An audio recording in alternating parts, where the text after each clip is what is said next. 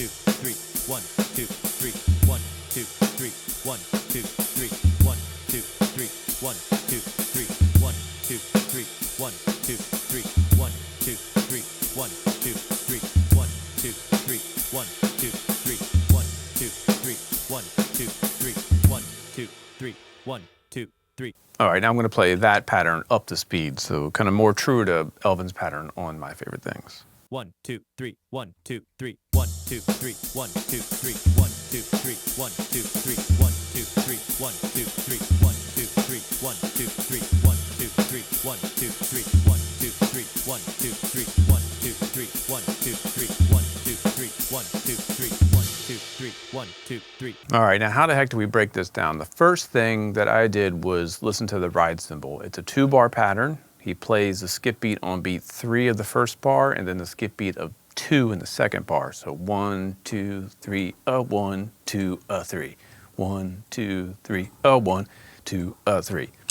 Sometimes he plays the skip note on beat 3 in the second bar as well. So that'd be 1, 2, 3, 1, 2, 3, 1, 2, 3, 1, 2, 3, 1.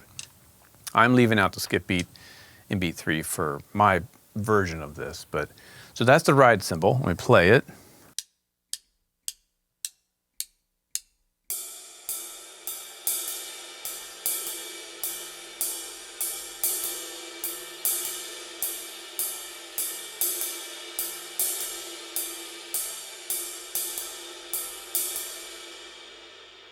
So that's kind of the ride cymbal vamp. He does accent the end of 3 in the first bar a little bit more than the rest, but again, this is up for interpretation. We're not trying to play exactly like him, just trying to glean something unique that I felt was a useful groove, or a really fun groove for myself. So you got the ride cymbal, 1, 2, 3, 1, 2, 3, 1, 2, 3, 1, 2, 3. Next thing that I added was the bass drum, which plays a pickup in the 1, ba-boom, 2, 3, 1, 2, 3, ba-boom, 3, 1, 2, 3, boom, boom. So he's effectively playing this in 6/4. 1, 2, 3, 4, 5, 6, boom, boom. 2, 3, 4, 5, 6, boom, boom. So let's try that with the bass drum.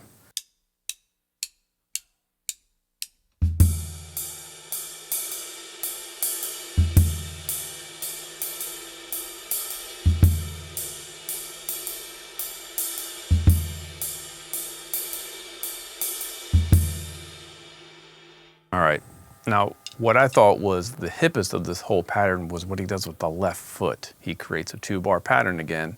So it's on beat 2 of the first bar, the end of 3 in the first bar, and then 2, 3 in the second bar. So 1, 2, 3, 1, 2, 3. 1, 2, 3, 1, 2, 3. Or sometimes he leaves out beat 3 in the second bar. 1, 2, 3, 1, 2, 3. 1, 2, 3, 1, 2, 3.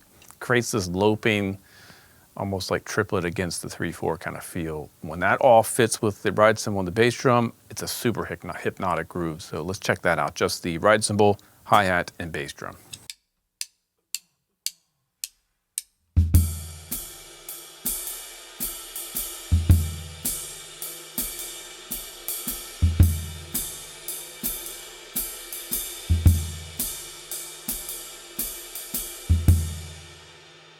Now, you wouldn't have an Elvin Jones groove if there weren't some triplets being filled in, and what he does in the second bar is he surrounds beats.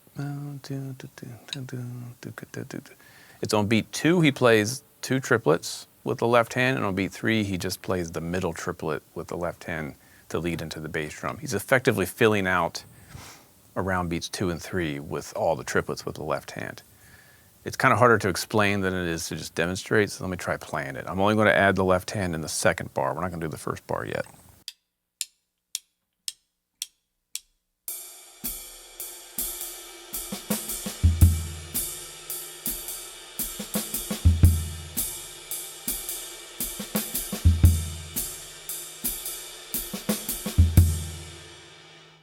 I'm going to add another left-hand note in that second bar. It's going to be the third triplet partial off of beat 1. So we're kind of filling in all the triplets from the end of 1 to the end of the measure.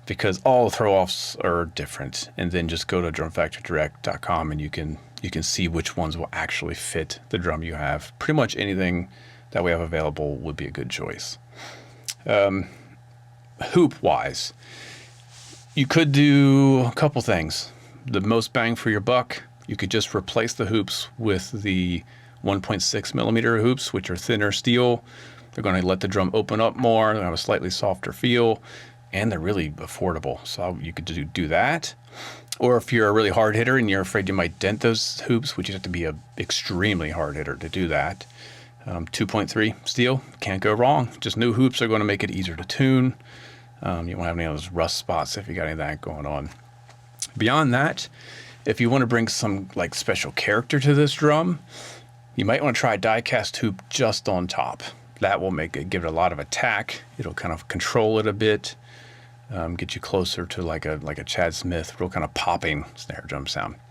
Die-cast hoops can be a bit more expensive, so that's just how much are you really interested in investing in this. But I wouldn't worry about die-cast on the bottom, just on top. What else? Heads. I think in our Reno, we ended up landing on a UV1, Evans UV1. Great head. It'll last forever. Sounds great. Easy to tune. Bottom head, Evans 300, Remo, Hazy Ambassador. Just any kind of standard medium weight snare side head will be good. Wires. You might be tempted to go with a super wide wires, like a 42 strand or something. But my guess is the snare beds on that particular shell were not super great because it's a cheaper drum and it might be narrow. So I would go with 16 or 20 strand wires, nothing more than that. Maybe just a regular old 1420, just the steel. We have the German style, which has the phosphor bronze end plates. Those are really nice. Just normal wires is all you really need. And I think other than that, yeah, you'll be good to go. Just, make sure that your tension rod receivers, the swivel nuts are all good. If any of those are stripped, you can replace those. There's all little things you can replace tension rods if they're starting to rust. But I would just start with hoops, wires, a throw-off if you need it, and the new heads, and just see what you get. And let me know. Send us an audio sample of this thing once you get it rolling, if you haven't already, because again, this came in a while ago. My apologies. So thank you, Gordon. Let's save the rest for later. Let's get to the next segment, which is our Warehouse Pick of the Week. This week's Warehouse Pick of the Week should be called, Why the Heck Is This Still Here? This is a 5.5 by 14 8-ply maple, all maple shell, by Bucks County Drums, 8 lugs, natural satin finish, 2.3 steel hoops, single ply Evans G1 batter, 300 snare side, and the 20 strand snappy snares. Why is this thing still here? We've dropped the price on this thing. We're saving 10% for the time being. It is $539.99. Regular $600 drum. You will not find a better handmade wooden snare drum at that price for sure, and maybe not at all. We did a bunch of demos with this. There's like studio demos over on Drum Factory Direct's website. This drum was featured in the episode where Carter McLean, when we did the maple snare drum shootout, it was the winner. So why is it still here? I feel like everyone needs a premium maple snare drum as a centerpiece of your collection. 5.5 by 14 happens to be, in my opinion, the most versatile size because you can tune it high, you can tune it low, you can hit it hard, you can hit it light. It kind of does everything. It serves as a good centerpiece workhorse for pretty much any application. And then you can build your collection out from there. You might be saying, well, my kit came with a wooden snare drum. Why would I get another one? Not all wooden snare drums, especially not all maple snare drums, are built alike. The quality of the maple can be very different. The way that they're constructed can be very different. We know that this is premium maple, handmade. Chris Carr at Bucks County does make his own shells. He cuts all the edges himself. This is all one man produced this amazing drum. And I'm going to just play it and a couple different tunings so you can hear it. And then one of you needs to buy this sucker. So right now it is tuned high as I ever tune a snare drum. It's fundamental note of G sharp. If you care, it's just below the point of choking. So let's have a listen.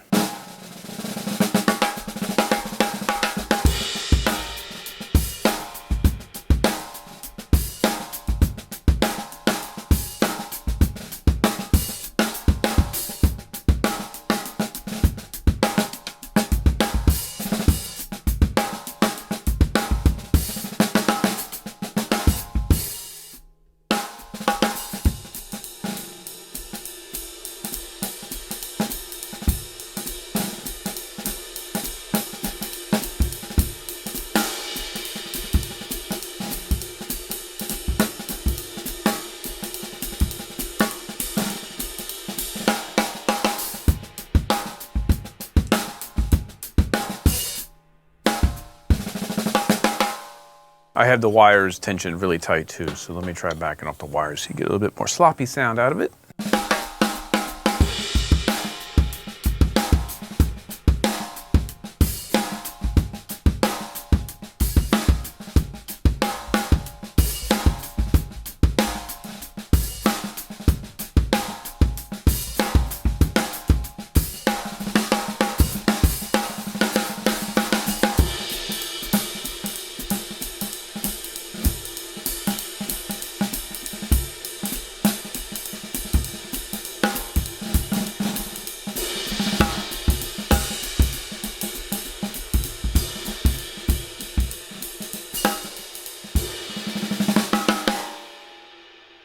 That to me, tuned like that, awesome for a Steve Jordan kind of funky groovy thing, or with the wires tighter, amazing, really sensitive, articulate, kind of jazz, low volume drum.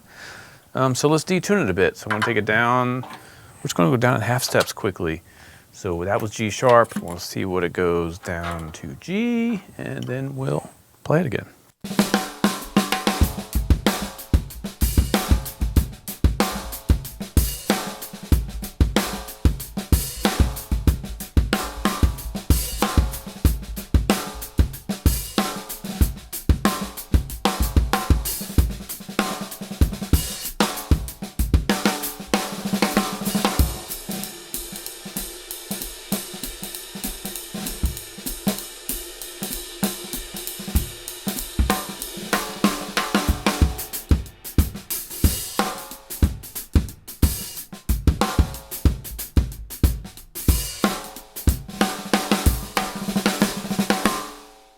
That right there is the tuning that I would use on most of my normal gigs that cover a wide range of sounds. Maybe put a tiny little bit of dampening on it, but I'm not going to dampen it. It's wide open. I should also add one overhead mic, bass drum mic that's in front of the bass drum, and then a little bit of a Yamaha EAD10 to add it out. That's all you're hearing in the mix, so no close mics. So let's go down another half step.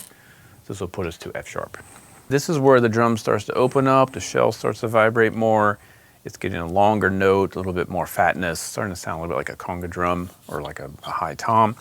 So let's play it.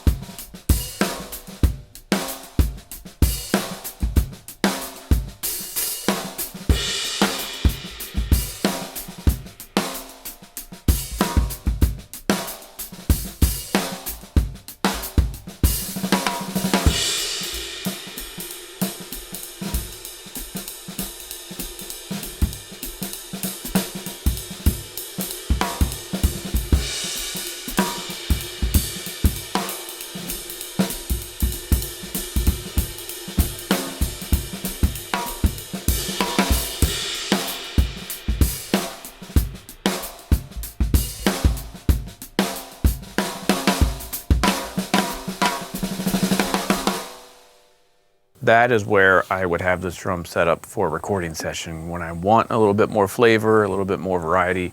For live gigs, I tune a little bit higher because I want to kind of control the snare drum a little bit more for different rooms. But if I want to put mics on it, and I want to have some character, it's really starting to open up. It still sounds really crisp, really controlled, even with no dampening. Let's go down another half step.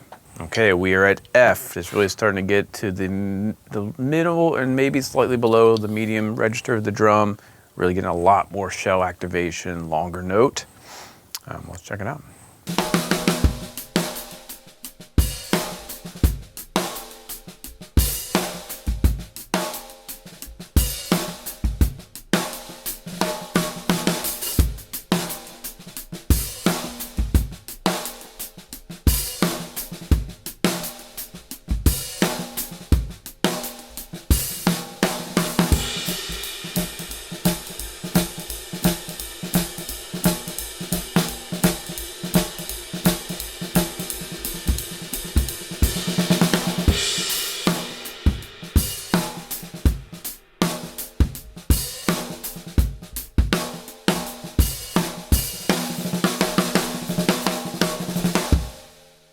To me, that's another amazing studio sound. More fatness, maybe for slower tempos, but the depth keeps it pretty quick and punchy. Let's see if we can get another half step out of it. We're going down to an E this time.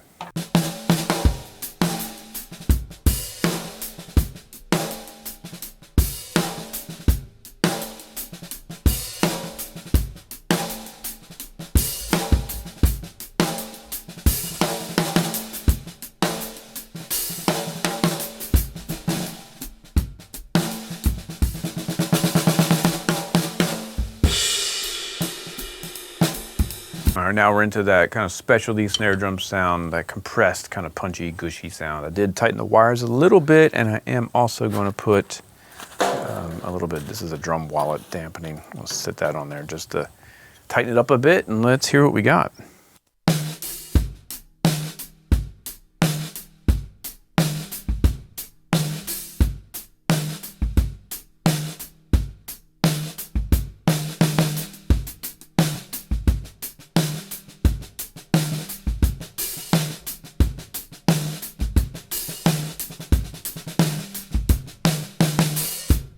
I think we could go even lower, but we're going to stop there because at that point you're just getting into different degrees of the gushy sound. So that is this week's Warehouse Pick of the Week. Again, that's a 5.5x14 Bucks County Prime Series 8-ply maple snare drum. You are not going to find a better sounding or better made drum at this price point. You might find some drums even twice as much. So get it while it's still available for $539.99 over at drumfactorydirect.com. You can build out your professional snare drum collection with this as your centerpiece, and you'll be good to go. All right, that is it for episode 1 of season 5. It's good to be back. I'm feeling exhausted from talking so much. I will hopefully get my bearings back on how to do this. If you have any suggestions or requests for the show, hit me up, drumcandypodcast@gmail.com. Can't thank you enough. If you haven't already, please give us a 5-star rating. Write a review in the comments section. That does a whole lot for getting the show to rank higher on different lists, and then people search for drums and drum and whatever. We want every drummer in the world to know the show exists, and we can't do that without your help. So thank you for listening, and we'll see you next week.